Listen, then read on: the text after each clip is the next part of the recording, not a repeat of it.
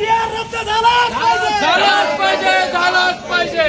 भारतीय संविधानाचा साथ तुम आगे बढ़ो, हम तुम्हारे साथ हैं। पंकजा ताई तुम आगे बढ़ो, हम तुम्हारे साथ हैं। सदावर्ते साहब तुम आगे बढ़ो, हम तुम्हारे साथ हैं। सदावर्ते साहब तुम आगे बढ़ो, हम तुम्हारे साथ हैं। काढलेला जिआर ओबीसी एकजुटीचा, ओबीसी एकजुटी।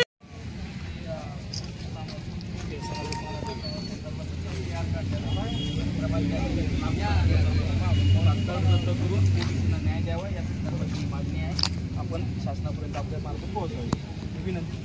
आज या ठिकाणी ओबीसी बांधवांच्या वतीने जो ओबीसीच्या विरोधात काढलेला जो जीआर आहे तो तात्काळ रद्द करण्यात यावा या मागणीसाठी अखिल भारतीय महात्मा फुले समता परिषद तथा ओबीसी बांधवांच्या वतीनं आज तहसील कार्यालय सिंदखेड राजा येथे निवेदन देण्यात आलं आणि 2 तारखेला शासनाने जो जीआर काढला मराठा समाजाला सुलभपणे ओबीसी मध्ये येता यावं, त्यांचं कुणबी सर्टिफिकेट काढता यावं यासाठी त्यांनी जो जीआर काढला तो जीआर तात्काळ रद्द करण्यासंदर्भातलं निवेदन आम्ही या ठिकाणी दिलेलं आहे।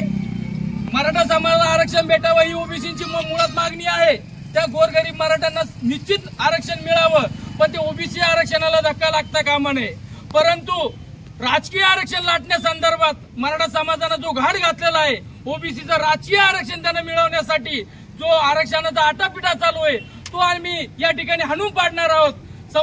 मी सर्व ओबीसी बांधवांना विनंती करतो की आपण या जीआर कालच गणरायाचं विसर्जन आपण या ठिकाणी केलेलं आहे, आज या ठिकाणी या जीआरचं विसर्जन आपण या तहसील कार्यालयामध्ये करू। मी सर्वांना विनंती करतो या सरकारला सद्बुद्धी द्यावं, गणरायाची प्रार्थना आहे।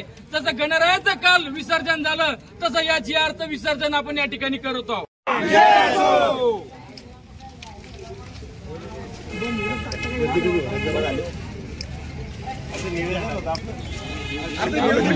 बरं आता आम्ही टाकाव का आणि सर्व समाजातले लोक आलेले इथं मुल्ला भुसारे, योगेश मस्के, बंजारा समाजाचे लोक आहे, आमचे बालू भाऊ हे सारेच कातडे नामचे ठेकेदार राठोड इकडे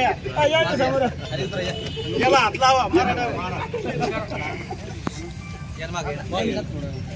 अरे आरक्षणाचा जीआर रद्द झालाच पाहिजे, आरक्षणाचा जीआर रद्द झालाच पाहिजे, याचं विसर्जन झालंच पाहिजे, अरे ह्यो बुडालाच पाहिजे।